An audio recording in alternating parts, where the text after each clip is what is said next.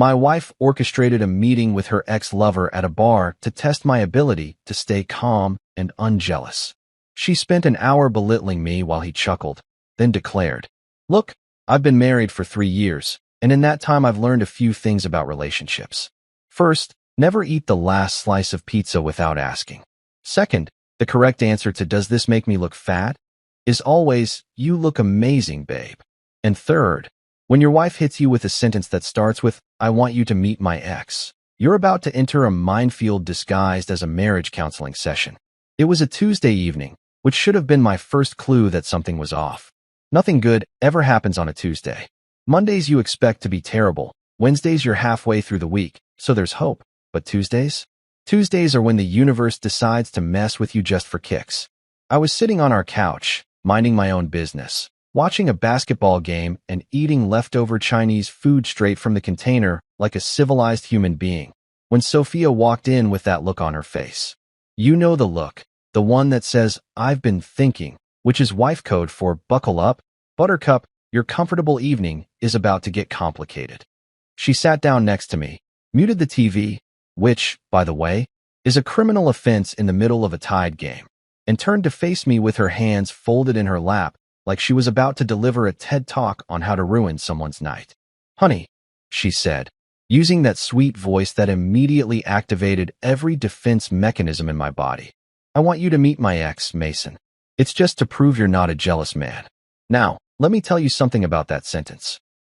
When your wife casually drops the name of her ex-boyfriend in a conversation like she's talking about trying a new coffee shop, every single cell in your body, every neuron in your brain, every instinct you've developed since childhood starts screaming at maximum volume.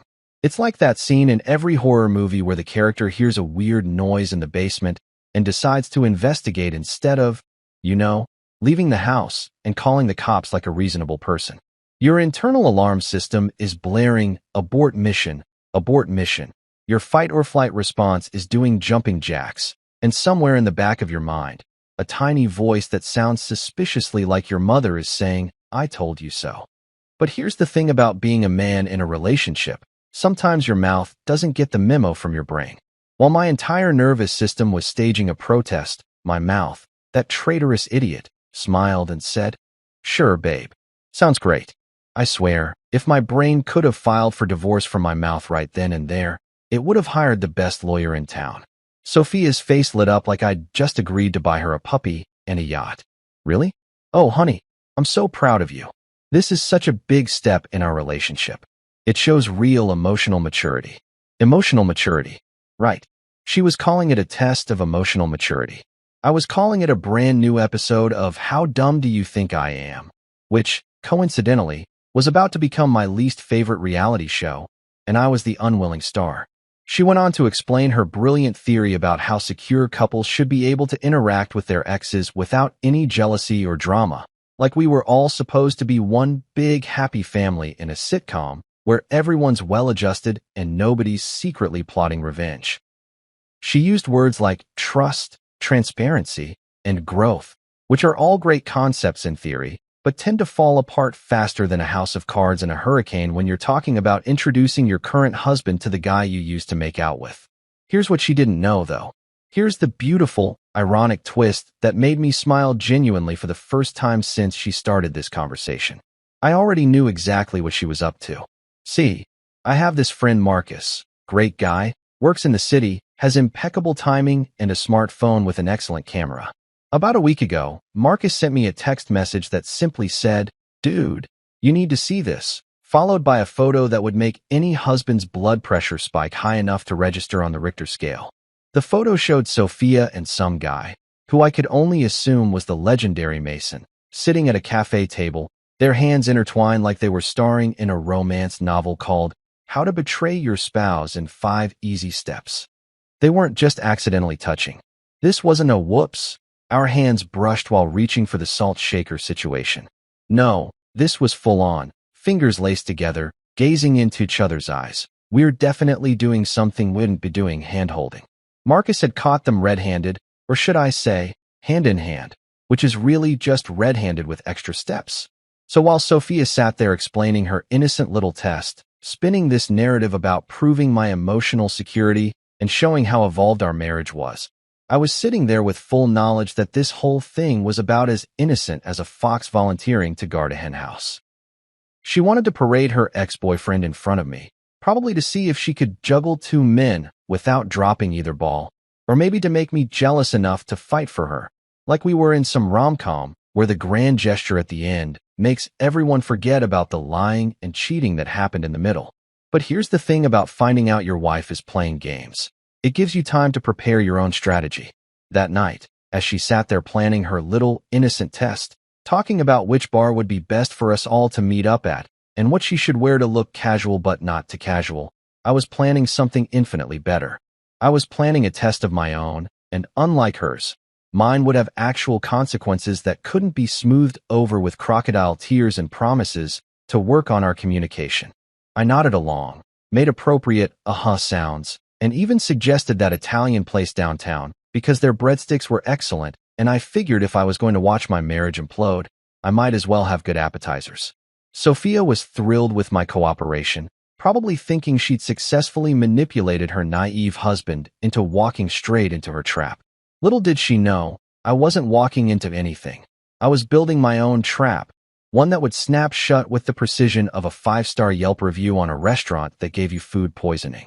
As she kissed my cheek and went to call Mason to set up the details, I sat back on the couch, unmuted the game, and smiled. Not the fake smile I'd been wearing for the last 10 minutes, but a real one. Because sometimes in life, you don't get mad, you don't get even, you get strategic. And brother, I was about to become a 5-star general in the war of marital warfare. So here's the thing about playing dumb. It requires actual intelligence. Any idiot can throw a tantrum, smash some plates, and start yelling like they're auditioning for a daytime talk show. But to convincingly play the role of the slightly insecure, completely clueless husband who's walking straight into his wife's trap, that takes skill, finesse, and acting chops that deserve an Oscar, or at least a Golden Globe nomination. For the next week, I transformed myself into exactly the kind of husband Sophia apparently wanted. The perfect blend of trusting and just insecure enough to make her feel like she was pulling off the con of the century. I became a method actor, and my role was guy who definitely doesn't know his wife is cheating. It was like playing poker, except instead of cards, I was holding evidence of infidelity, and instead of chips, I was betting my entire marriage. No pressure or anything. The morning after her big announcement, I started my performance over breakfast. Sophia was making her usual green smoothie, the kind that looks like something the Hulk would drink if he was trying to lose weight, when I casually dropped my first line. So, babe, I said, keeping my voice light and conversational while I buttered my toast. Do you still talk to your ex often? Or is that like a monthly reminder subscription? You know, like Netflix, but for people you used to sleep with. She nearly choked on her kale and whatever else was in that monstrosity. What? No. I mean, we text sometimes, but it's completely innocent. Why are you asking? The defensiveness in her voice was so thick you could spread it on toast. It was beautiful, really, watching someone try to act innocent when they're about as subtle as a neon sign in a blackout. Oh, no reason, I said, taking a bite of my toast and channeling my inner concerned but not suspicious husband. I just want to make sure I'm, cool with everything. I don't want to be that guy who gets all weird and possessive. That's not attractive, right? I gave her my best puppy dog eyes, the ones that said, please validate me, instead of, I literally have photographic evidence of your betrayal saved in 3 different cloud storage services. She relaxed immediately, reaching over to pat my hand like I was a golden retriever who'd just learned not to pee on the carpet. Honey, you're being so mature about this. I'm really proud of you. Proud. She was proud of me for being gullible. That's like being proud of a fish for taking the bait. Technically impressive, but also kind of missing the point. Over the next few days, I peppered in more questions, each one carefully calibrated to sound like insecurity wrapped in a desperate attempt to be cool about it. When you see Mason, should I not hold your hand or anything? I don't want to make it awkward. Or my personal favorite. Is Mason the kind of ex who's going to size me up? Should I go to the gym more? I've been meaning to work on my biceps. That last one actually made her laugh, which was rich considering she was the one orchestrating this whole bizarre love triangle situation. But here's where it got really interesting. Sophia, bless her predictable heart, couldn't help but run to her best friend Jenna to gossip about how I was acting. I knew this because Jenna's husband, Derek, is in my fantasy football league, and Derek has the unique superpower of being completely unable to keep his mouth shut during our league draft, which happened to fall right in the middle of my week-long performance. Derek pulled me aside at the bar and said, "Dude, Jenna told me Sophia thinks you're getting controlling about this ex thing. You okay, man?" Controlling. I was asking basic questions about my wife hanging out with her ex-boyfriend, and somehow I was the controlling one. That's like calling the fire department controlling for showing up when your house is burning down. But this was perfect. The rumor machine was running exactly on schedule, which meant Sophia was telling people I was insecure and jealous, setting up the narrative that she was the reasonable one and I was the problem. Classic move, really. If you're going to cheat, might as well paint your husband as the villain first. It's like PR damage control before there's even damage to control. Yeah, man, I'm good, I told Derek, clapping him on the shoulder. Just trying to be supportive, you know? Marriage is all about trust and communication. I said this with a straight face, while internally adding, and surveillance equipment, apparently. Which brings me to the best part of my week, the shopping trip. Wednesday afternoon, while Sophia was at yoga class. Or at least that's where she said she was going. Though at this point she could have been meeting Mason at a hotel, and I wouldn't have been surprised. I went to this electronics store downtown that caters to the kind of people who either really value their security or are planning to catch someone in a lie. The store was called Guardian Tech, which sounds way more legitimate than spy stuff for people with trust issues. The guy behind the counter was maybe 25, with thick-rimmed glasses and a name tag that said Trevor.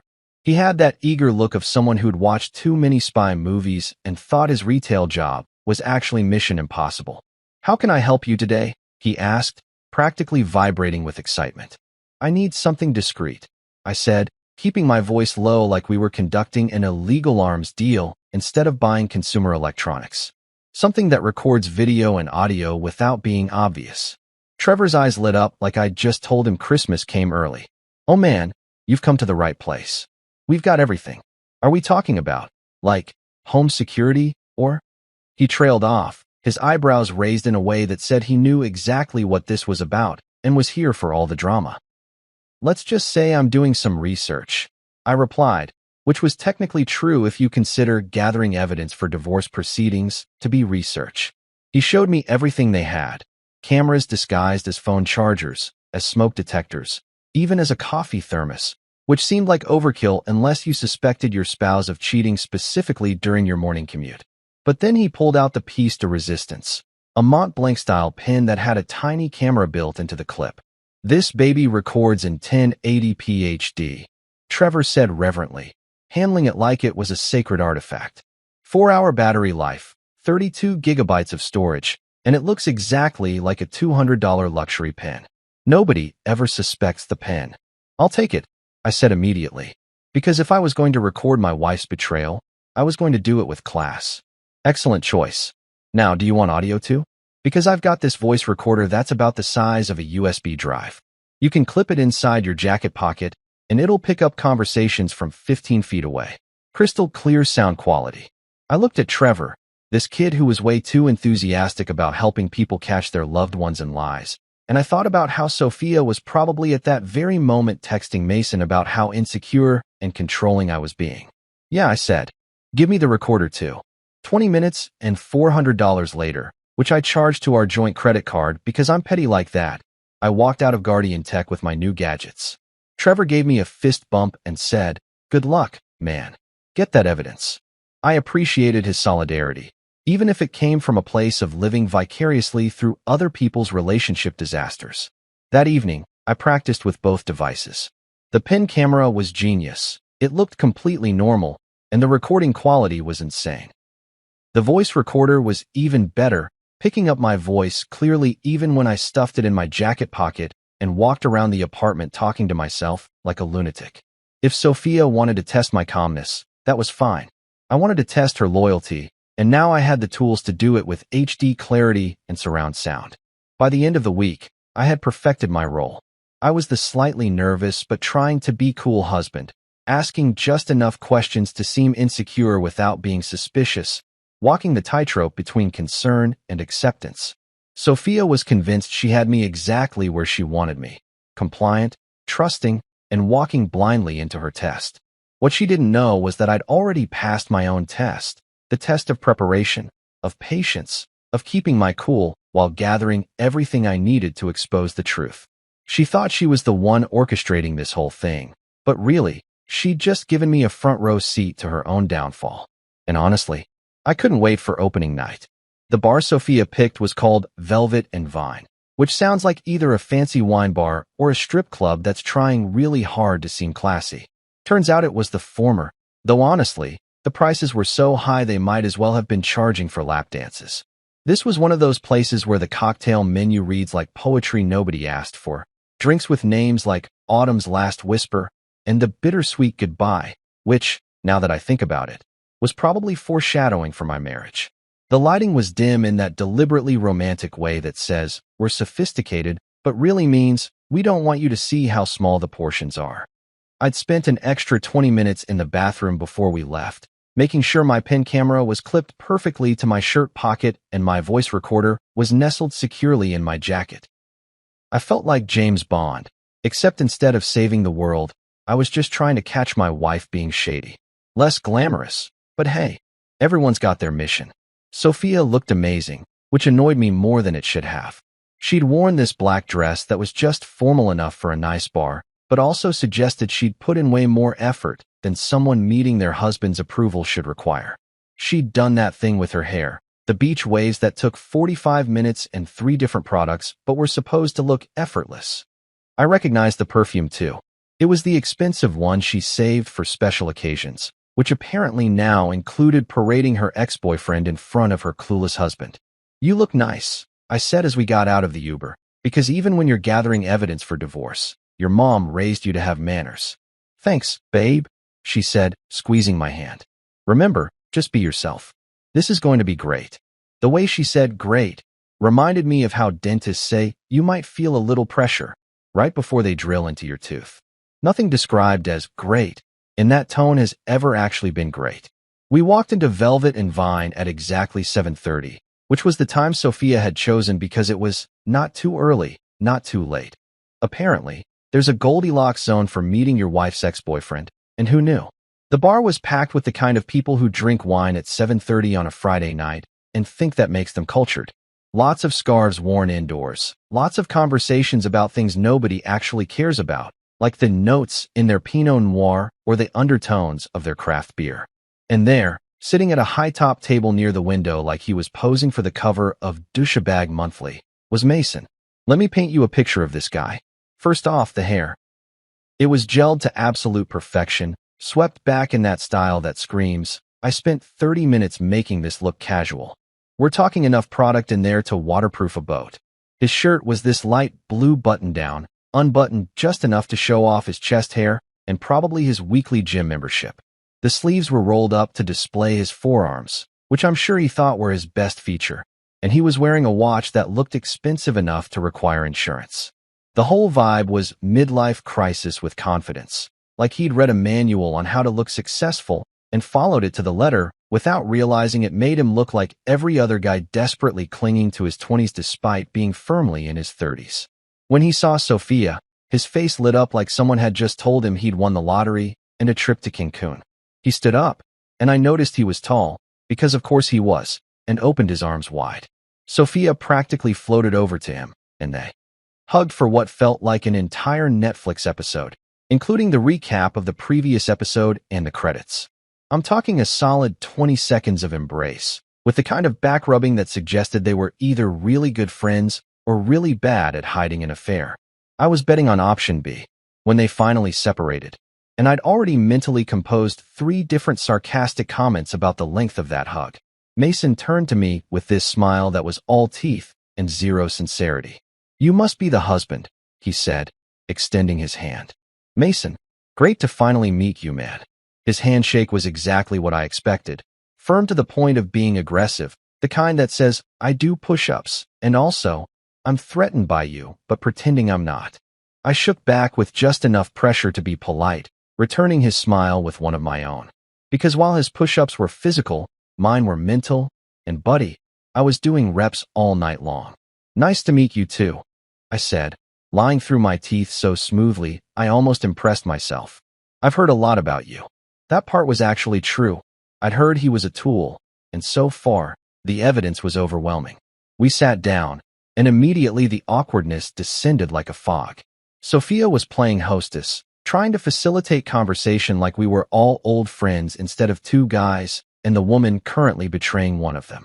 So, Mason just got promoted, she said brightly, looking at him with pride that made my eye twitch. He's VP of Marketing now at Sterling Corporation. Wow, congratulations, I said, making sure my pen camera had a clear angle on both of them. That's impressive. Mason leaned back in his chair with the confidence of someone who'd never been humbled by life. Yeah, it's been a wild ride. The company's growing like crazy, and they basically gave me free rein to build my own team. The salary's insane, the benefits are incredible, and I just leased a new BMW M5. He said BMW M5 the way most people say, I cured cancer. Like it was an achievement that would be remembered throughout history. That's great, I said, taking a sip of my water because I needed to stay sharp and also because I wasn't about to spend $15 on a drink called Melancholy Muse or whatever pretentious garbage they had on the menu here. But Mason was just getting started. For the next hour, and I mean a full, excruciating 60 minutes, this man talked about himself with the kind of enthusiasm usually reserved for new parents showing you photos of their baby. Except instead of a baby, it was his career, his car, his new apartment in the trendy part of downtown, his gym routine, his vacation to Bali, and his thoughts on cryptocurrency, which nobody asked for, but he delivered anyway. The key to success, he said at one point, swirling his whiskey like he was in a commercial, is knowing your worth and not settling. That's what I've always done. He glanced at Sophia when he said this, and she giggled. Actually giggled, like he'd just said something profound instead of the kind of generic motivational poster nonsense you find on Instagram. Sophia was eating it up. Every brag, every story, every casual mention of how successful and amazing he was. She responded like he was performing a stand-up special at Madison Square Garden. Her laugh was too loud, too frequent, too everything. She touched his arm when she laughed, leaned in when he talked, and basically forgot I was sitting there except when she'd occasionally glance over to make sure I was watching her little performance. I just nodded along, made appropriate sounds, and sipped my overpriced water while thinking, wow, I'm literally paying to watch my wife flirt with her ex-boyfriend. This is my life now. I'm funding my own humiliation, and it comes with a lemon twist and ambient jazz music in the background. The bartender came by, and Sophia ordered something called The Forgotten Affair, which was either incredibly ironic or incredibly on the nose. I couldn't decide which. Mason got another whiskey, top shelf obviously, and I stuck with water because someone at this table needed to maintain their dignity, and it clearly wasn't going to be the other two. Mason launched into another story, this one about closing some big deal that made him look like a hero, and I watched Sophia's face as she listened. Her eyes were bright, her smile was genuine, and she was looking at him the way she used to look at me back when we first started dating, before marriage became routine and I became the boring husband who didn't drive a BMW or have hair that defied gravity. My phone buzzed in my pocket. A text from Marcus. How's it going? You alive? I typed back under the table. Barely. This is worse than dental surgery without anesthesia. His response was immediate. Get that evidence and get out. You got this, brother. I looked up at Mason, who was now explaining his fitness routine in detail that nobody requested, and at Sophia, who was hanging on every word like he was revealing the secrets of the universe instead of describing his protein shake recipe. The voice recorder in my jacket was capturing every word, every laugh, every moment of this absolute circus. And all I could think was, these two deserve each other. And I deserve so much better than this. About 90 minutes into this torture session, yes, I was keeping track, because when you're living through a nightmare you tend to count the minutes until you can wake up. Something shifted in the atmosphere. Maybe it was the 3 whiskeys Mason had consumed, or maybe it was just that both he and Sophia had forgotten that I was an actual human being with functioning ears and not just a decorative husband-shaped prop at their table. Either way, the mask started to slip, and what was underneath was exactly as ugly as I'd expected. Mason leaned back in his chair, and I could see that look in his eyes, that particular combination of alcohol-fueled confidence and stupidity that makes men think they're invincible. It's the same look guys get right before they try to jump off a roof into a pool and end up in the emergency room. He was feeling himself, as the kids say, and he was about to make a mistake that would cost him everything. I could see it coming like watching a car crash in slow motion, except I was rooting for the crash. He looked at me with this smirk that made me want to punch his perfectly straight teeth down his throat, and said, "You know, man, I gotta be honest with you." Oh, this was going to be good. I leaned forward slightly, making sure my pen camera had the perfect angle. "Yeah," I said, keeping my voice neutral and curious, like I was genuinely interested in whatever wisdom this clown was about to drop. "Sophia used to like confident guys," he said, gesturing with his whiskey glass in a way that I'm sure he thought looked cool, but actually just looked sloppy. Guys who knew what they wanted and went after it. No hesitation, no second-guessing, just pure alpha energy.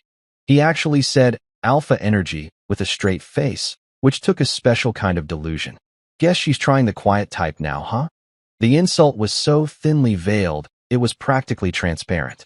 He might as well have said, "I'm surprised she married someone so boring compared to me, and saved us all the trouble of decoding his garbage."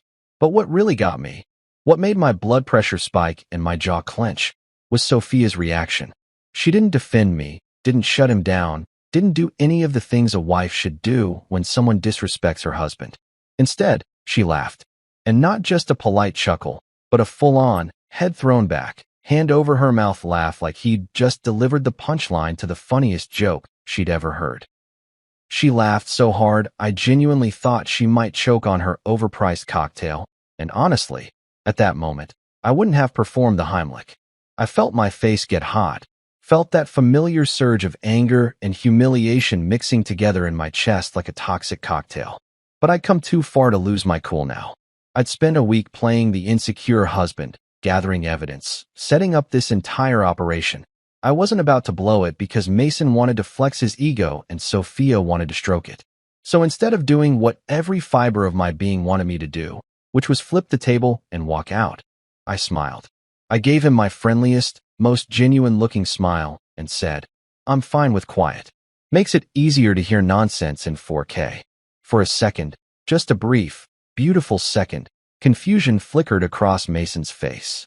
Sophia stopped laughing mid-giggle, and there was this moment where they both looked at me like I'd just spoken in a foreign language. The comment was just vague enough that they couldn't tell if I was insulting them or making a weird joke. Perfect. Keep them off balance. Keep them comfortable enough to keep talking. Mason recovered first, his ego too inflated to stay deflated for long. He laughed, that forced, uncomfortable laugh people do when they're not sure if they should be offended, and took another sip of his whiskey. "You're funny, man. I like that." "Thanks," I said flatly. "I'm hilarious. But here's the thing about drunk, arrogant people, they can't help themselves. Give them enough rope, and they'll not only hang themselves, they'll braid the rope first and make it look pretty." Mason was no exception. He was on a roll, riding high on whiskey and the belief that he was smarter than everyone else in the room, and I was about to give him all the rope he needed. I leaned in closer, lowering my voice to something conspiratorial, something that suggested I was about to have a bro-to-bro moment with him. Sophia was reapplying her lipstick, because apparently, this was a date for her, and wasn't paying close attention. Perfect timing. "Look, Mason," I said, making my voice sound vulnerable, almost pleading. "I trust Sophia. I really do. But I just need to hear it from you, man to man, that there's nothing going on. Just for my peace of mind, you know?" This was the bait. I'd made myself look weak, insecure, desperate for reassurance. I'd basically gift-wrapped an opportunity for him to either do the right thing and reassure me that everything was innocent, or do the wrong thing and reveal exactly what kind of person he was. Want to guess which option he chose? Mason's eyes lit up like I'd just handed him a microphone and told him the floor was his. This was his moment to shine, his chance to prove how superior he was, how much control he had. He took another sip of his whiskey, set the glass down with exaggerated care, and leaned forward with a grin that would have made the Cheshire Cat look subtle. "Look, man," he said, and I could hear the condescension dripping from every word like honey laced with poison. "I'm gonna be real with you. Nothing serious is going on. He emphasized serious in a way that made it crystal clear something was definitely going on. It just didn't meet his definition of serious. It's just memories, history. The kind of connection that doesn't just go away because someone puts a ring on. He glanced at Sophia, who had finished with her lipstick and was now watching our conversation with wide eyes that looked thrilled and nervous at the same time. And maybe we're making a few new memories too. Right, Soph? Sophomore. He called her Sophomore. Like they had cute nicknames for each other. Like they were a couple instead of two people actively destroying my marriage while I sat there documenting it in high definition. Sophia's face turned red. Not embarrassed red, but blushing red, like a teenager whose crush just acknowledged her existence. She giggled again, that same infuriating giggle that made me want to pour my water over both their heads, and swatted Mason's arm playfully. "Mason, stop," she said, but her tone had zero conviction. It was the kind of stop that really means, "Please continue. I'm loving this attention." "Stop what?" Mason said, grinning wider now, completely oblivious to the fact that he'd just confessed to everything on camera with audio backup. "I'm just being honest. That's what friends do, right? We're all adults here." "Adults." "Right. Because adults definitely publicly flirt with their ex while their husband sits there watching. That's peak maturity, truly the height of evolved human behavior. I should write a book about it. How to be an adult. A guide to betraying your spouse while pretending it's totally normal." I sat back in my chair, my face carefully neutral, and said, "Yeah, honesty's important." My voice didn't waver, didn't crack, didn't betray the fact that internally I was doing a victory dance. I had it all. The confession, the flirting, the complete lack of respect for our marriage. All captured in glorious 1080p HD with crystal clear audio. This was better than I'd hoped for. I'd been expecting maybe some suspicious behavior, some suggestive comments I could interpret as evidence. Instead, Mason had basically stood up, grabbed a megaphone, and announced to the world that he was messing around with my wife. The beauty of it was that neither of them realized what had just happened. Sophia looked relieved that I was taking it so well, probably thinking her test was a success, and I'd proven myself to be the docile, accepting husband she wanted. Mason looked pleased with himself for being so honest and real, like he deserved a medal for admitting he was a homewrecker. They were both so caught up in their own little world, so convinced of their own cleverness, that they couldn't see the trap snapping shut around them. I checked my watch, a subtle movement that also gave me a chance to make sure my pen was still recording. 10:15. We'd been here for almost 3 hours, though it felt like 3 years. I'd gotten everything I needed, and then some. Time to make my exit. "Well," I said, finishing the last of my water, "this has been enlightening." There's this moment in every disaster movie where the hero walks away from the explosion in slow motion, doesn't look back, and somehow manages to look cool despite the fact that everything behind them is literally on fire. I'd always thought those scenes were ridiculous, overly dramatic, completely unrealistic. Turns out, I was wrong. Because sitting in that bar, watching my wife and her ex-boyfriend giggle like they were the only two people in the room, I finally understood the appeal of the dramatic exit. Sometimes you don't need explosions. Sometimes you just need the ability to stand up, dust yourself off, and leave with your dignity intact while everyone else is still figuring out what just happened. Sophia was riding high on what she perceived as her victory. After Mason's little confession, which, by the way, was still being recorded by the pen camera currently getting a crystal clear view of both their faces, she turned to me with this expression of pure pride, like a teacher whose student just passed a really difficult test. Her eyes were practically glowing with self-satisfaction, and she reached across the table to grab my hand in what I'm sure she thought was a tender, meaningful gesture, but really just felt like someone trying to pet a dog they'd just kicked. "Well done," she said, squeezing my fingers with fake affection that made my skin crawl. "You passed." Passed. I'd passed her little loyalty test, her emotional maturity examination, her check to see if I was the kind of husband who'd sit quietly while she paraded her affair partner in front of me under the guise of being evolved and secure. And in her mind, I'd aced it with flying colors. I'd been calm. I'd been friendly. I'd even engaged in conversation with Mason like we were all buddies hanging out instead of what this actually was, a front row seat to my marriage's funeral.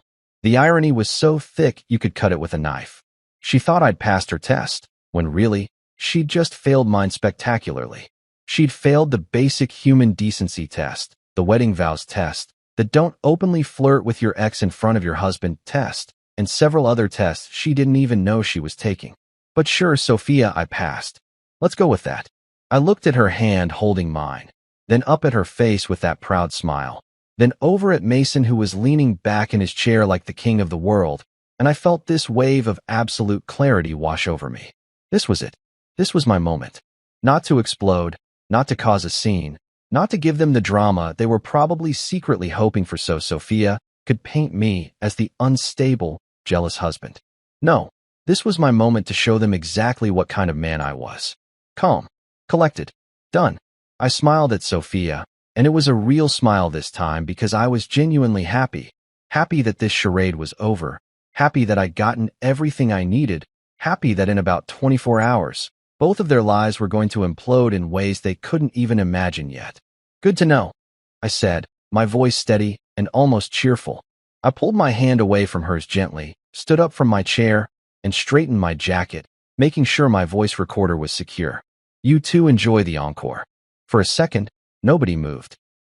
Sophia's smile faltered, her eyebrows knitting together in confusion like I'd just spoken in ancient Greek. Mason stopped mid-sip of his whiskey, the glass frozen halfway to his mouth.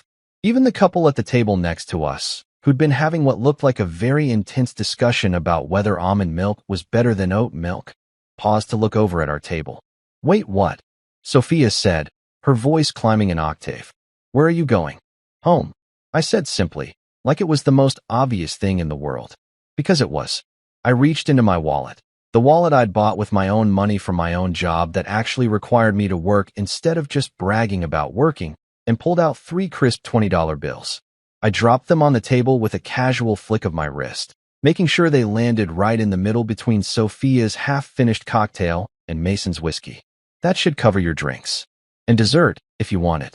I hear the chocolate lava cake is good here, though it's probably not as sweet as whatever this is. Mason finally found his voice, sitting up straighter and putting his glass down with a thunk that was probably meant to sound authoritative, but just came off as startled. Dude, come on, don't be like that. We're all just having a good time here. Oh, I know, I said, and I couldn't help the slight smirk that crossed my face. You two are having a great time. That's why I'm leaving. So you can have an even better one without me here ruining the vibe. I gestured between them with a little wave. Don't let me stop the show. Please, continue making new memories. I insist. Sophia stood up so fast her chair scraped against the floor with a screech that made half the bar look over. You're being ridiculous, she hissed, trying to keep her voice low but failing miserably. This is exactly what I was testing, whether you could handle a simple dinner without getting jealous and insecure. And I handled it beautifully, I said, buttoning my jacket like I was getting ready for a business meeting instead of walking out on my marriage. I sat here, I listened, I smiled. I was the picture of maturity. But maturity also means knowing when to leave. And sweetheart, I looked directly into her eyes, making sure she could see that I wasn't angry, wasn't upset, wasn't anything except absolutely done. It's time to leave. The bartender had wandered over, probably sensing drama and wanting to make sure nobody was about to start throwing punches or glasses. He was a young guy, maybe mid-20s, with a man bun and the kind of meticulously groomed beard that required more maintenance than most people's lawns. Is everything okay here, folks? He asked, his eyes darting between the three of us like he was trying to figure out which one of us was most likely to cause a problem. Everything's perfect, I said, giving him a genuine smile. Just settling the tab. Those two are staying. I'm heading out. I pulled out another 20 and handed it directly to him. That's for you. Thanks for the excellent service and for pretending you didn't hear any of this extremely awkward conversation. The bartender's face broke into a grin as he pocketed the 20. Didn't hear a thing, my man. You have a good night.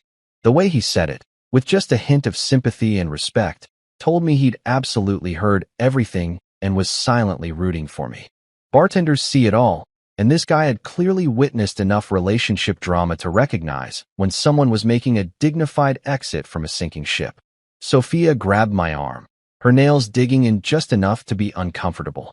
Don't you dare leave, she said, her voice tight with anger, and what might have been panic. We're not done here. I looked down at her hand on my arm, then back up at her face. Actually, we are? We're very done.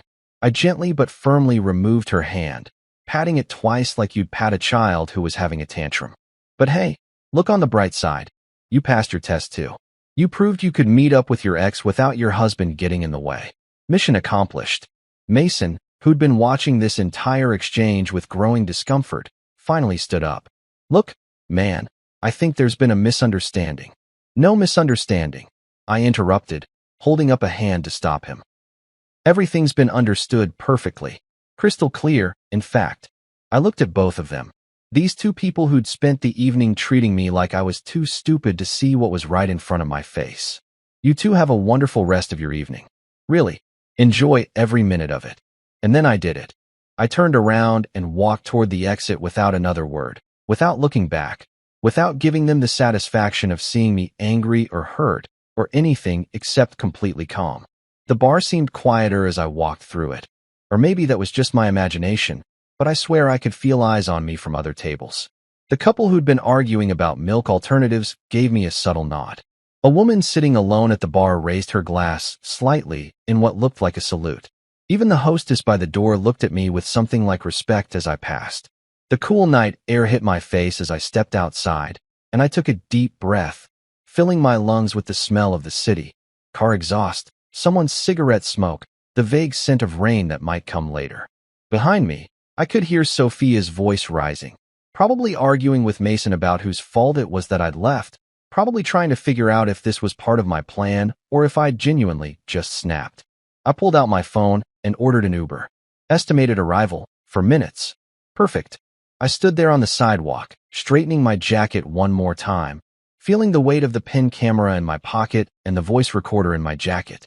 Evidence secured. Mission accomplished. Marriage over. And honestly, I felt lighter than I had in months. No yelling, no scene, no dramatic music. Just me, the night, and the sweet, sweet silence of victory. They'd expected an explosion, fireworks, a big emotional breakdown they could use to justify their behavior later. Instead, they got a calm man with a plan, and let me tell you something. That's way scarier than any tantrum could ever be. My Uber pulled up, a silver Toyota Camry driven by a guy named Eduardo who had a 5-star rating and, blessedly, didn't try to make conversation. I got in, closed the door, and as we pulled away from Velvet and Vine, I finally allowed myself a real smile. Enjoy the encore, indeed. The Uber ride home was about 15 minutes of pure, uninterrupted peace. Eduardo was my kind of driver. The kind who understood that sometimes people get in cars because they need to sit in silence and process the fact that their marriage just died in a fancy wine bar. He had some smooth jazz playing quietly in the background, and the only thing he said to me the entire trip was, "Have a good night, brother," when I got out. 5 stars, big tip, absolute legend. My apartment felt different when I walked in. Bigger somehow. Quieter. Like the universe had already started the process of removing Sophia from the space, even though her stuff was still everywhere. Her shoes by the door, her jacket on the coat rack, her collection of decorative pillows on the couch that served no functional purpose except to annoy me every time I wanted to sit down. I looked at all of it and felt nothing. No sadness, no anger, just this weird sense of relief, like I'd been holding my breath for months and could finally exhale. First things first, I needed to see what I'd captured. I went straight to my home office, a small second bedroom that Sophia had always complained was wasted space, because I could have turned it into a yoga room or whatever, and fired up my laptop. The pen camera connected via USB, and within seconds, I was downloading the footage. The little progress bar crawled across the screen. 38%, 47%, 63%. And I felt like a kid on Christmas morning waiting to open presents. Except my present was video evidence of my wife's betrayal, and I was way more excited about it than was probably healthy. While that downloaded, I grabbed a beer from the fridge. A nice IPA I'd been saving for a special occasion, and if this wasn't special, I didn't know what was, and settled into my desk chair. My hands were surprisingly steady as I opened the video file. I'd half expected to feel nervous or anxious, but instead, I felt like a film director about to watch the rough cut of his masterpiece. The video quality was insane. Trevor from Guardian Tech hadn't been lying. This thing recorded in 1080p HD that would make a professional videographer jealous. I could see everything. Mason's smug face, Sophia's body language as she leaned toward him, the way her hand kept finding reasons to touch his arm. The audio from my voice recorder was even better, picking up every word with the clarity of a studio recording. I watched the whole thing start to finish, taking notes on the timestamps of the best moments. There was Mason at 12:47, talking about how Sophia used to like confident guys, while she laughed like he was the funniest person alive. At 28:33, there was Sophia touching his arm for the fourth time in 10 minutes. And the crown jewel, the absolute piece de resistance, was at 1 hour 42 minutes and 15 seconds. Mason's confession about making new memories, while Sophia blushed and giggled like a teenager. Beautiful, I said out loud to my empty apartment, taking a sip of my beer. Absolutely beautiful. But here's the thing about revenge. And yes, let's call it what it is, because I'm not going to pretend this was anything noble or mature. If you're going to do it, you have to do it right. Half-assing revenge is like half-assing a cooking recipe. You end up with something that looks okay, but doesn't quite satisfy. I needed more information. I needed context. I needed to know exactly where to hit Mason where it would hurt the most. So I did what any reasonable person in the digital age does when they want to ruin someone's life. I started Googling. Mason plus Sterling Corp brought up his LinkedIn profile immediately, because of course this guy had LinkedIn set to public. His profile picture looked like a professional headshot for an actor who exclusively played villains in Hallmark movies. The bio was exactly what you'd expect. Buzzwords like innovative, dynamic, results-driven, and other meaningless corporate garbage that people put on resumes to sound important. But then I scrolled down to his recent activity, and that's when I hit the jackpot. 3 weeks ago, Mason had posted a photo from what looked like a fancy restaurant with the caption, "Celebrating with my beautiful fiancé. #blessed, #luckyman, #future husband." The post had 247 likes and about 30 comments, all variations of "congratulations," and "you two are perfect together." Fiancé. Mason had a fiancé. My wife's ex-boyfriend, the one she was currently making new memories with, was engaged to someone else. The hypocrisy was so thick I could spread it on toast. I clicked on the photo he was tagged with, because people who post engagement announcements always tag everyone involved like they're collecting Pokemon, and found myself staring at a profile for Clara Sterling.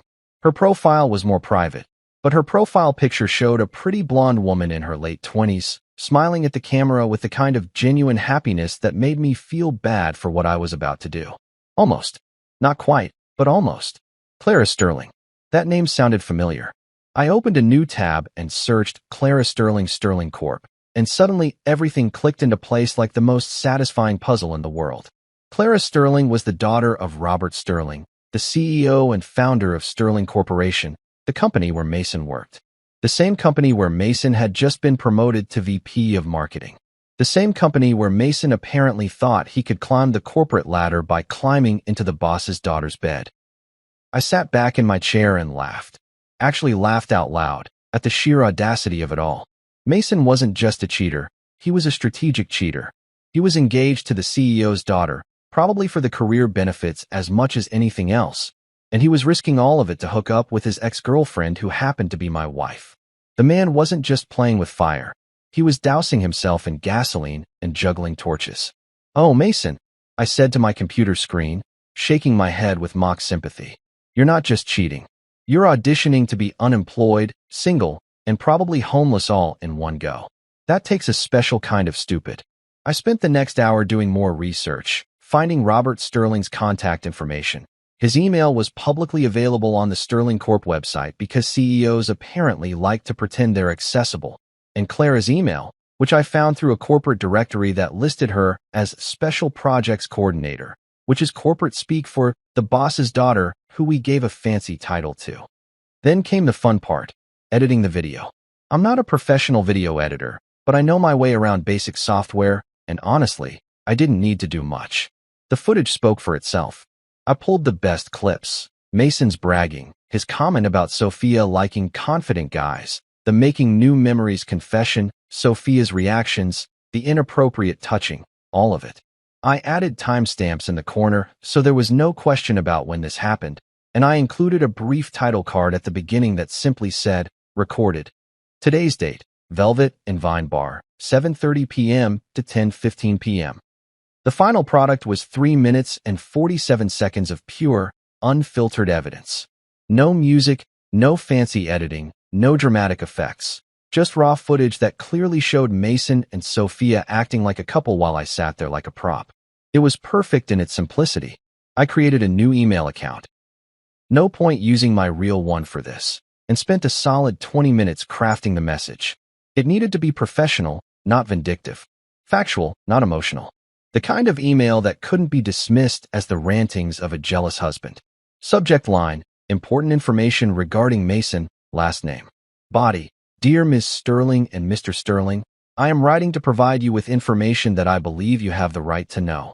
The attached video was recorded this evening at Velvet and Vine Bar and shows Mason, who I understand is engaged to Clara Sterling and employed at Sterling Corporation, engaging in inappropriate conduct with a married woman. The footage speaks for itself. I am sharing this purely for informational purposes, as I believe both of you deserve to know the truth about the person you've trusted. The video is unedited and unaltered. All timestamps are accurate. I apologize for being the bearer of bad news, but I felt it was the right thing to do. Respectfully, a concerned party. Short, sweet, professional, devastating. I attached the video file, checked the email addresses one more time, Clara's personal email and Robert's corporate one, and then I hovered my cursor over the send button. This was it. The point of no return. Once I hit send, Mason's life would implode faster than a building in a controlled demolition. His engagement would be over, his job would probably be gone, his reputation would be destroyed. And Sophia? Well, she'd lose her affair partner and have to face the consequences of her actions. Did I feel guilty? Not even a little bit.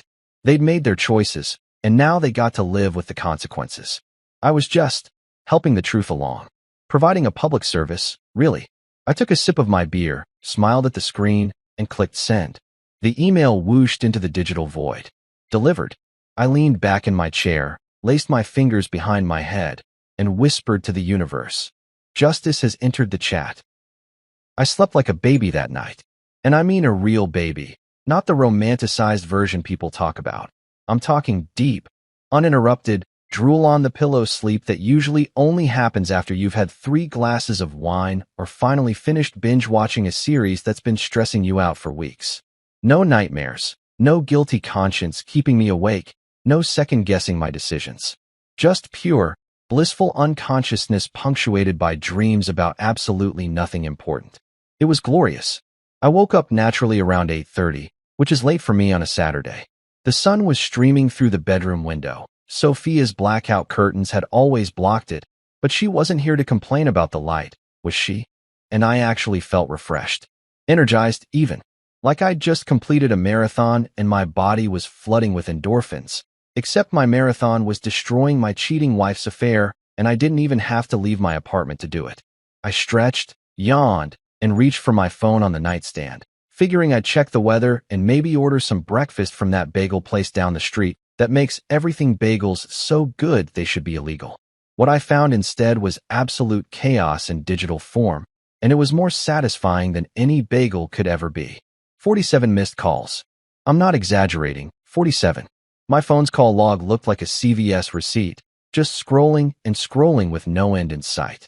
18 text messages, ranging from one-word please to full paragraphs of panic.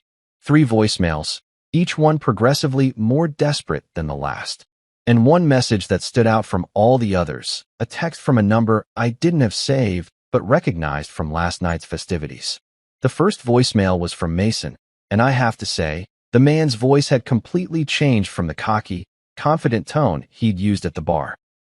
Gone was the smooth-talking VP of marketing who bragged about his BMW and his alpha energy. Instead, I got what sounded like a wounded animal crossed with a teenage boy whose mom just found his browser history. Dude, he started, his voice cracking like he was going through puberty again. You need to call me back. Right now? This is not cool, man. Whatever you think happened, whatever you think you saw, you got it wrong. We were catching up, that's all. You can't. His voice broke completely, and I swear I heard a sob. An actual sob. You can't do this to me. Call me back. Please. I deleted it without a second thought and moved on to voicemail number 2, which was even better. This time, Mason had abandoned any pretense of dignity and gone straight to begging. Oh God, what did you do? Clara won't answer my calls. Her dad is. I don't even know what to say. You ruined my life, man. You ruined it. Over what? Over nothing. We were just talking. Just catching up. You recorded us without permission. That's illegal. I could sue you. I could. The message cut off there, probably because he'd hit the time limit, which is really just poetic timing if you ask me. The third voicemail was my personal favorite. By this point, Mason had apparently cycled through denial and anger and landed squarely on bargaining, which, if I remembered my grief stages correctly, meant depression and acceptance were right around the corner. I couldn't wait. Please, he whispered, and he actually sounded like he was crying. Full-on tears, the kind that makes your voice all nasally and pathetic. Please, just tell me what you want. Money? I can get you money. You want an apology? I'll apologize. I'll apologize to you. To everyone. I'll never talk to Sophia again, I swear. Just please tell Clara and her dad that it was all a misunderstanding. Tell them the video was edited, that you made it look worse than it was. I'll do anything. Anything. My career is over. My engagement is over. Everything is over. Please. I sat there in bed, phone in hand, and I smiled so wide my face hurt. No, Mason, I said out loud to my empty bedroom. You ruined it. I just provided the soundtrack. The line was so good I'd used it in a text response to him earlier, but it bore repeating because it was absolutely true. I didn't make him cheat on his fiancée. I didn't make him publicly flirt with a married woman. I didn't make him confess to making new memories while her husband sat 3 feet away. All I did was make sure the right people saw what he'd already done. But the voicemails were just the appetizer. The text messages were the main course, and they did not disappoint. Mason had apparently been texting me throughout the night, probably after his calls went straight to voicemail, because I'd turned my phone on Do Not Disturb like a civilized person who values his sleep. 2:47 a.m. Why aren't you answering? 2:51 a.m. This isn't funny. 2:53 a.m. Answer your phone. 3:15 a.m. Clara left. She took her ring off and threw it at me. 3:47 a.m. Her dad called. I'm fired. 4:23 a.m. I hope you're happy. 4:25 a.m. Actually, no, I hope you rot. 4:26 a.m. I'm sorry, I didn't mean that. 4:27 a.m. Please help me fix this. The progression from anger to panic to desperate pleading was honestly fascinating from a psychological perspective. It was like watching someone go through all 5 stages of grief in real time. Except instead of grief, it was consequences. And instead of sympathy, I felt absolutely nothing except mild amusement. I scrolled through the rest. More begging, more accusations, more promises to never speak to Sophia again. And then I did what any mature adult would do. I blocked his number. Not because I was angry, but because I simply didn't care enough to keep reading his meltdown. He wasn't my problem anymore. He was his own problem, and Clara's problem, and Robert Sterling's problem, but definitely not mine. Speaking of Robert Sterling, I decided to do a little morning reading with my coffee. I opened up my laptop, still sitting on my desk from last night, and Googled Sterling Corporation Mason. And there it was, right at the top of the search results, a headline from the Business Journal that had been posted just 2 hours ago. Sterling Corp. Executive terminated for unethical behavior. I clicked on the article with the eagerness of a kid opening a birthday present. The piece was professional, carefully worded to avoid any legal issues, but the message was crystal clear. Mason had been terminated effective immediately for conduct unbecoming of a Sterling Corporation executive in violation of company ethics policies. The article mentioned that he'd been separated from his position after evidence of inappropriate behavior came to light, which was corporate speak for, we saw the video and fired his ass so fast, he probably got whiplash. The best part? There was a quote from Robert Sterling himself. At Sterling Corporation, we hold our executives to the highest standards of personal and professional conduct. When those standards are not met, we take swift and decisive action. We wish Mr. Mason's last name well in his future endeavors. We wish him well in his future endeavors, as CEOs speak for. Good luck finding another job after we blacklist you in the industry. and I loved every word of it. Somewhere in the city, Robert Sterling had watched that video, seen some cocky VP hitting on another woman while engaged to his daughter, and brought down the corporate hammer with extreme prejudice. Beautiful. Absolutely beautiful. I poured myself a cup of coffee, the good stuff I'd been saving, because today was definitely a celebration, and actually said cheers to my laptop screen before taking a sip. Somewhere out there, Mason was probably sitting in his overpriced apartment, unemployed, single, and realizing that his BMW M5 lease was going to be really hard to pay without that VP salary. Karma didn't just come for him. It showed up in a luxury car, ran him over, backed up, and ran him over again for good measure. My phone buzzed with a new text, and for a second I thought Mason had figured out how to text from a different number. But no, this was from Sophia's best friend Jenna. The message was short and to the point. I saw the video. I had no idea. I'm so sorry. I stared at that text for a long moment. Jenna had been Sophia's friend for years, had been in our wedding, had come to our apartment for dinner parties and game nights. And now she was apologizing to me, which meant she'd somehow seen the video too. Either Clara had sent it to people, or Robert had, or maybe it was making the rounds in their social circle. Either way, the truth was spreading faster than gossip at a high school reunion. I typed back, "Not your fault. Thanks for reaching out." Her response came immediately. "If you need anything, let me know." What she did was wrong. It's funny how quickly people's allegiances shift when they're confronted with actual evidence instead of carefully crafted narratives. Jenna had probably been hearing Sophia's version of events. Poor Sophia with her controlling, jealous husband who couldn't handle her having male friends. But one video had shattered that illusion completely. My apartment intercom buzzed, loud and jarring, interrupting my coffee and schadenfreude. I walked over and pressed the button. "Yes, it's me." Sophia's voice came through the speaker, tight and strained. "We need to talk." I looked at the intercom, then at my coffee, then back at the intercom. The fallout had officially arrived at my doorstep. And honestly, I couldn't wait. I stood there staring at the intercom like it was a snake that had just asked me politely if I wanted to get bitten. Sophia's voice came through again, more insistent this time. "I know you're there. Your car is in the garage. Open the door. We need to talk about this like adults." Adults. There was that word again, being thrown around by people who had no idea what it actually meant. Adults don't cheat on their spouses. Adults don't parade their affair partners in front of their husbands under the guise of tests. And adults definitely don't show up at the apartment they just got kicked out of and demand to be let in like they have any right to be there. I pressed the button. "We don't have anything to talk about, Sophia. Don't be ridiculous." Her voice was climbing into that register that used to make me cave in arguments, that pitch that suggested I was being unreasonable, and if I'd just listened to her side of things, everything would make sense. "You sent that video to Clara and her dad? That's insane. Do you know what you've done? Mason lost his job. His engagement is over. You ruined his life over nothing." Over nothing. She actually said nothing. Like I'd overreacted to her holding hands with her ex at a cafe, laughing at all his jokes, touching his arm every 5 minutes, and listening to him confess they were making new memories together. Yeah, total overreaction on my part. I should have just smiled and asked if they wanted me to take pictures for their scrapbook. "Sophia," I said calmly, "go home." "This is my home," she screamed, and the intercom crackled with the volume. "You can't just kick me out. I live here."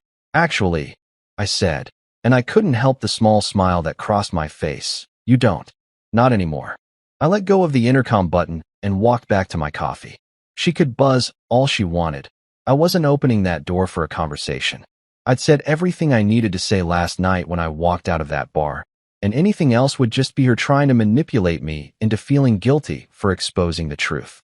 The buzzing started again, and again, and again. She was just holding the button down now, creating one long, continuous buzz that sounded like an angry hornet trapped in my wall. I turned up the volume on my TV, college football highlights, perfect Saturday morning viewing, and let her buzz herself into exhaustion. After about 10 minutes of nonstop buzzing, my phone rang. Unknown number. I let it go to voicemail. It rang again. Same number. Voicemail. Third time, I answered just to see what would happen. "You're being childish." Sophia's voice exploded from my speaker before I could even say hello. "Just open the door."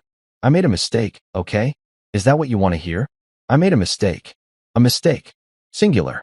Like this was one oopsie, one little error in judgment. Instead of a calculated series of choices that led to her emotionally cheating on me with her ex-boyfriend while testing whether I was secure enough to watch it happen. No, Sophia, I said, my voice steady and almost bored. What I want is for you to leave. But since you're not doing that, I'm going to help you understand the situation. I walked over to my desk, pulled out the folder I'd prepared last night after sending the emails, because I'm nothing if not thorough, and headed to my front door. I opened it just wide enough to stick my arm through, holding a single piece of paper. Sophia was standing there in yesterday's clothes, mascara smudged under her eyes like a raccoon who'd had a really rough night, her hair that had been so perfectly styled for her date with Mason now a mess. She looked terrible, and I felt absolutely nothing except maybe mild satisfaction. She reached for the paper, but I pulled it back slightly. Let me summarize for you, I said. Your belongings are packed. Professional movers are arriving at 2 p.m. The door code has been changed. The locks have been changed. You're not on the lease. Never were, because I signed it before we got married and never added you. This apartment is mine. You need to leave. Her face went through about 15 different emotions in 3 seconds. Shock, anger, disbelief, panic, and then this desperate pleading that would have worked on me a week ago, but now just felt like watching a bad actress audition for a soap opera. You can't do this, she whispered, and actual tears started forming in her eyes. Real ones this time, not the manipulative kind she'd pull out when she wanted something. This is my home. Our home. You can't just. Congrats. I interrupted, holding the paper out again. You passed my test. She grabbed the paper, her hands shaking, and read it. I'd kept it simple. Your belongings are packed. Movers arrive at 2 p.m. Passcode changed. Congrats, you passed my test. Short, sweet, devastating. What test? She said, looking up at me with confusion breaking through her tears. The loyalty test, I said simply. Turns out you failed it spectacularly. Have a nice life, Sophia. I closed the door. The lock clicked. And from the other side, I heard her start crying. Not the gentle, delicate crying of a woman who's sad, but the ugly, loud sobbing of someone who's just realized they've lost everything and it's entirely their own fault. The buzzing started again, more frantic this time, mixed with pounding on the door. Please, please, just let me explain. It wasn't what it looked like. Nothing happened. We were just friends. You're overreacting. I sat back down on my couch, turned up the TV a little more, and waited. She'd get tired eventually. They always do.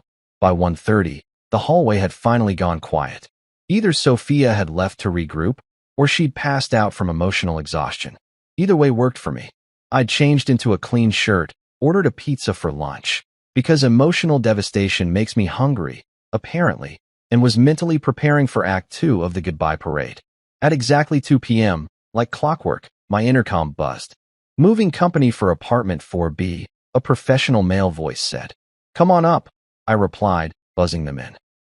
I'd hired Golden State Movers, a company with great reviews that specialized in discreet relocations, which was code for we help people kick out their cheating spouses without drama.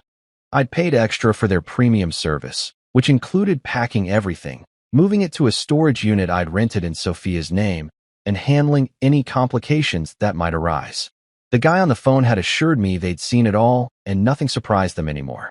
3 guys showed up at my door, 2 built like linebackers, and 1 who looked like he could have been their coach. The leader, whose name tag said Frank, shook my hand with a grip that could crush walnuts. You must be Mr. Johnson. We got your list.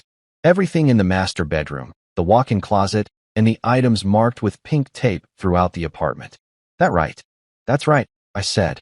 I'd spent my morning going through the apartment with pink tape, marking everything that belonged to Sophia. Her decorative pillows, her kitchen gadgets I'd never understood the purpose of, her books, her artwork, all of it tagged and ready to go. No problem. We'll have this done in 90 minutes, tops. You staying or going? Staying, I said. I want to make sure nothing of mine accidentally gets packed. Frank nodded like he'd heard that before. Smart man. They'd been working for maybe 20 minutes when the hallway erupted in noise. I heard Sophia's voice before I saw her, shrieking like a banshee who'd just gotten her cable bill. What are you doing? Stop. Those are my things. She appeared in my doorway, must have snuck past the lobby when someone else came in, looking even worse than this morning. She'd clearly been crying for hours. Her face was blotchy and red, and she was wearing sweatpants and a hoodie that I was pretty sure was actually mine, which was ironic given the circumstances. "Ma'am," Frank said, his voice calm but firm, stepping between her and the boxes. "We're just doing our job. If you have an issue, you need to take it up with. This is MY Home." Sophia screamed, and I mean screamed, the kind of volume that makes dogs bark 3 blocks away. "He can't just kick me out. I live here." That's when Gerald showed up. Gerald was our building's security guard, a retired cop in his 60s who'd seen everything in his 40-year career and took exactly zero crap from anyone. He'd probably heard the commotion from the lobby and decided to investigate. "Everything all right here?" Gerald asked, his hand resting casually on his belt in that way cops do that suggests they're ready for anything. "No." Sophia turned to him desperately. "Gerald, tell them. Tell them I live here. He's trying to kick me out. This is illegal." Gerald looked at her, then at me, then pulled out a small notebook from his pocket. "Let me check something." He flipped through a few pages. "Apartment 4B is leased to." He squinted at the page. "Mr. Johnson. Single occupant. No additional residents listed." The look on Sophia's face was absolutely priceless. It was like watching someone realize the waiter just handed them the bill for a meal they didn't order. Confusion, shock, and the slow, dawning horror of understanding. But she stuttered. "According to the lease, ma'am," Gerald continued, his voice professional but with just a hint of satisfaction, "this is not your home. Mr. Johnson has every right to remove your belongings." "Thank you, Gerald," I said from inside the apartment. Sophia stood there, mouth opening and closing like a fish, watching as the movers continued their work around her. And honestly, that moment right there made every second of planning, every carefully executed step, absolutely worth it. By 6 p.m., the movers had finished. Gerald had escorted a still protesting Sophia out of the building with a warning that if she came back without permission, she'd be trespassing. And my apartment looked bigger and infinitely better without all her stuff cluttering up the space. Those decorative pillows alone had probably added 10 pounds to the apartment's weight. I cracked open a beer, ordered Thai food. The spicy kind Sophia always said was too much, but I loved, and settled in for what I knew was going to be an entertaining evening of phone calls from people who had opinions about my life. I didn't have to wait long. At 6:47, right as I was digging into my pad thai, my phone lit up with Mom on the caller ID. Not my mom, Sophia's mom, Patricia, who I'd never bothered to remove from my contacts because I'd honestly forgotten she was in there. Patricia was one of those women who believes her daughter can do no wrong and that any problems in her marriage must somehow be the husband's fault. I'd met her type before. Hell, my own mother had friends like her, women who treated their adult daughters like precious angels who needed protecting from the big bad world. I let it ring 3 times before answering, mostly because I wanted to finish chewing my noodles. "Hello, Patricia. How could you?" She didn't even bother with a greeting, just jumped straight into the guilt trip like she was diving into a pool. "How could you do this to her?" "She's devastated. Absolutely devastated. She called me crying so hard I could barely understand her." I took another bite of pad thai, chewing slowly while she continued her rant. The beauty of phone calls is that people can't see you rolling your eyes or making faces at them. "Do what to her exactly?" I asked innocently when she paused for breath. "You know what?" Patricia's voice climbed higher, hitting that pitch that only mothers and tea kettles can achieve. "You kicked her out. You changed the locks. You sent that horrible video to poor Mason's fiancé. She made one tiny mistake. One, and you're treating her like she committed murder. One tiny mistake. It's amazing how emotionally cheating with an ex-boyfriend while testing whether I was secure enough to watch becomes one tiny mistake when you're talking to the cheater's mother. I wondered what Patricia would consider a big mistake. Maybe if Sophia had actually murdered someone, that would rate as a moderate error in judgment. "Patricia," I said, keeping my voice calm and even. "Sophia made her choices. I made mine. That's all there is to it. She's your wife." Patricia practically shrieked. "You took vows. For better or worse. In sickness and in health. You don't just throw away a marriage because of one little indiscretion." Indiscretion. That was a new one. We'd gone from tiny mistake to little indiscretion in the span of 30 seconds.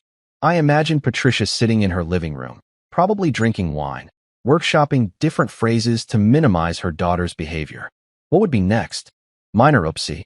Slight hoopsie-daisy? Teensy relationship hiccup? The vows also mentioned something about forsaking all others. I pointed out. Sophia seems to have missed that part. She didn't do anything. Patricia insisted, and I could hear the desperation creeping into her voice. They were just talking, just catching up. You're being paranoid and jealous and controlling. That's what this is. You're one of those controlling men who can't handle their wife having male friends. I actually laughed at that one, which probably wasn't the reaction she was expecting. Patricia, I have the video. I have the audio. I have Mason literally confessing that they're making new memories while Sophia blushed and giggled. This isn't jealousy. This is called having eyes and ears that function properly. There was a pause on the other end, and I could practically hear the gears turning in her head as she tried to find a new angle of attack. She's heartbroken, Patricia finally said, switching tactics from anger to emotional manipulation. She's my baby girl, and she's heartbroken. She made a mistake. Yes, fine, a mistake. But don't you think you're being a little harsh? Couldn't you at least talk to her? Work this out. Go to counseling. No, I said simply. No talking, no working it out, no counseling. We're done, Patricia. I'm sorry you're caught in the middle of this, but your daughter made her bed. Now she gets to lie in it. Preferably not in my apartment. You're going to regret this. Patricia's voice turned sharp again. The concerned mother act dropped faster than a hot potato. When you're alone and miserable and realize you threw away the best thing that ever happened to you, don't come crying back to us. I'll keep that in mind, I said. Have a good evening, Patricia. I hung up before she could respond, blocked her number for good measure, and went back to my Thai food. The noodles were getting cold, which was a tragedy, but at least they weren't lying to me about making new memories with their ex-boyfriend. 10 minutes later, I'd just gotten to the spring rolls. My phone rang again. This time it was Richard, Sophia's dad. Richard was a different breed from Patricia. He was a retired banker, the type of guy who thought every problem could be solved with aggressive negotiation tactics and intimidation. He'd never particularly liked me, probably because I didn't work in finance and didn't own a boat, which were apparently his two main criteria for acceptable son-in-law material. You son of a bitch, Richard greeted me, his voice low and dangerous. No preamble, no build-up, just straight to the insults. I appreciated the efficiency, honestly. Good evening to you too, Richard. Don't you good evening me, he snarled. You humiliated my daughter. You threw her out like garbage. You destroyed some poor kid's career. What the hell is wrong with you? Some poor kid. Mason was 34 years old and a VP of marketing. But sure, let's call him a poor kid who definitely didn't bring this on himself by cheating on his fiancée with a married woman. Richard, I said, before you continue, I need you to check your email. What? I don't give a damn about. Check. Your email. I said it slowly, deliberately, like I was explaining something to a particularly stubborn toddler. I sent you something this morning. Watch it. Then call me back if you still want to have this conversation. There was silence on the other end, broken only by his heavy breathing like an angry bull getting ready to charge. Fine, he finally spat. I'll look at your email. But this conversation isn't over. Take your time, I said cheerfully. I'll be here. He hung up without another word, and I glanced at my phone's clock. I gave him 10 minutes, maybe 15. The video was less than 4 minutes long, but I figured he'd need time to process what he was seeing, maybe watch it twice to make sure his precious daughter was really doing what it clearly showed her doing. I was generous with my estimate. 8 minutes later, my phone rang again. Same number. I answered on the first ring. Silence. Complete and total silence on the other end, except for breathing. Richard, I said. More silence. Then, finally, in a voice completely different from the angry snarl he'd used before. This one quiet, almost defeated, he said, I didn't know. I know you didn't, I replied, and I actually felt a tiny bit of sympathy for him. Finding out your daughter isn't who you thought she was couldn't be easy, even if she was an adult who should know better. She told us you were being controlling, that you were jealous of her having friends, that you were making her miserable.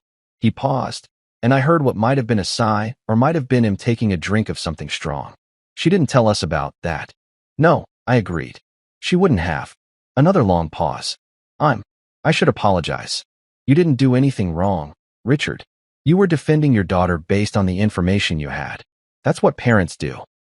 Still, he said, and he actually sounded sincere for once in the years I'd known him. I'm sorry for what you did and for what I said just now. Apology accepted, I said. Take care of yourself, Richard, and maybe have a conversation with your daughter about accountability. Yeah, he said quietly. Yeah, I think I will. He hung up, and I sat there staring at my phone, genuinely surprised. I'd expected more yelling, more threats, maybe even Richard showing up at my door to try to intimidate me in person. What I got instead was a father realizing his daughter had lied to him and actually acknowledging it. Character development in real time. Who knew? My phone buzzed with a text before I could set it down. Jenna again. Just FYI, the video is making the rounds in our friend group.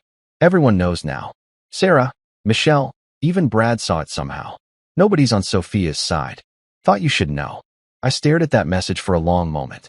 The video was spreading. People were seeing the truth. The carefully constructed narrative Sophia had been building. Poor Sophia, with her controlling husband, was crumbling faster than a sandcastle at high tide. Another text from Jenna. Also, Sophia's been calling everyone asking them to talk sense into you. Nobody's doing it. We all saw what she did. That was messed up. I texted back. Thanks for the heads up. And thanks for not buying her version of events. Her response was immediate. Girl code only applies when your girl isn't being shady. What she did was beyond shady. That was full-on eclipse-level darkness. You deserve better. I smiled at my phone. It's funny how the truth works. You spend so much time worried about he said, she said, about people believing lies, about getting painted as the villain. But when you have actual evidence, when the facts speak for themselves, the truth has a way of cutting through all the manipulation and gaslighting like a hot knife through butter. My phone stayed mercifully quiet for the rest of the evening. No more calls from Sophia's family, no more angry texts from Mason's burner phones, no more drama. Just me, my Thai food, and college football on TV. Around 11 p.m., as I was getting ready for bed, I walked through my apartment one more time. It looked different without Sophia's stuff everywhere. Emptier, sure, but also cleaner. Freer. Like someone had opened all the windows and let fresh air in after years of stuffiness. I thought about Patricia's words. When you're alone and miserable and realize you threw away the best thing that ever happened to you.